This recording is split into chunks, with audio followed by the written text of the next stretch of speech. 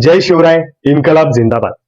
वंदे मातरम हा केवळ एक शब्द नाही, तर भारतमातेच्या चरणी आपलं सर्वस्व अर्पण करण्यासाठी तिच्या कुशीत जन्म घेतलेल्या प्रत्येक भारतीयाच्या उरात धगधगणारा एक महामंत्र आहे. आणि या महामंत्राचे जनक होते कविवर्य बंकिमचंद्र चॅटर्जी. 26 जून 1838 रोजी पश्चिम बंगालमधील कातलपारा या गावी जन्म झालेल्या बंकिमचंद्र चॅटर्जींना लहानपणापासूनच स्वातंत्र्य लढ्याची आस्था होती. पुढे आपले पदव्युत्तर शिक्षण पूर्ण झाल्यानंतर डेप्युटी मॅजिस्ट्रेटची नोकरी मिळाल्यानंतर वयाच्या 27व्या वर्षापासून बंकिमचंद्र चॅटर्जींनी बंगाली साहित्याची सेवा करण्यास सुरुवात केली. बंकिमचंद्र चॅटर्जींनी दुर्गेश नंदिनी, कपालकुंडला, विषवृक्ष, मृणालिनी यांसारख्या अनेक कादंबऱ्या लिहिल्या. पण बंकिमचंद्र चॅटर्जींची सर्वात लोकप्रिय ठरलेली कादंबरी म्हणजेच आनंदमठ. याच आनंदमठमध्ये छापण्यासाठी बंकिमचंद्र चॅटर्जींनी वंदे मातरम हे गीत लिहिलेलं होतं. बंकिमचंद्र चॅटर्जी यांच्या घरी त्यांच्या मित्रांच्या सदैव बैठका व्हायच्या. बंकिमचंद्र ही आपल्या कथा, काव्य त्यांच्यासमोर वाचून दाखवायचे, त्यांच्याकडून प्रतिक्रिया घ्यायचे.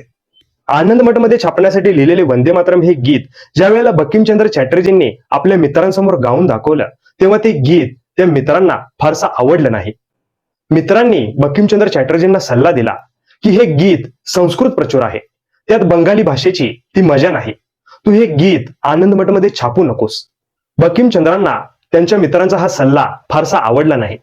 घरी बसलेल्या मित्रांना तुमच्या चहा पाण्याची सोय करून येतो असे सांगून बंकिमचंद्र चॅटर्जी मागच्या दाराने बाहेर पडले आणि त्यांनी थेट छापखाना गाठला आणि आनंदमठमध्ये वंदे मातरम हे गीत छापायला सांगूनच ते पुन्हा घरी परतले. वंदे मातरम हे गीत आनंदमठमध्ये छापून आलं खरं, पण त्या गीताला त्या काळात फारशी प्रसिद्धी मिळाली नाही.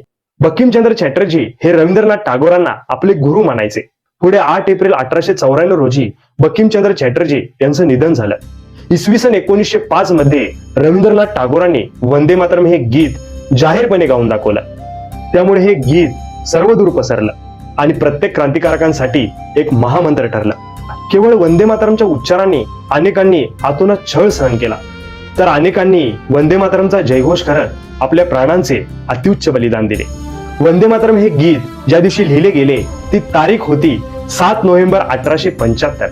आज 2025 मध्ये या वंदे मातरम गीताला जवळजवळ 150 वर्ष पूर्ण झालेली आहेत. भारत मातेच्या चरणी हे काव्यपुष्प अर्पण करणाऱ्या भारत मातेच्या या सुपुत्रास शतशः नमन.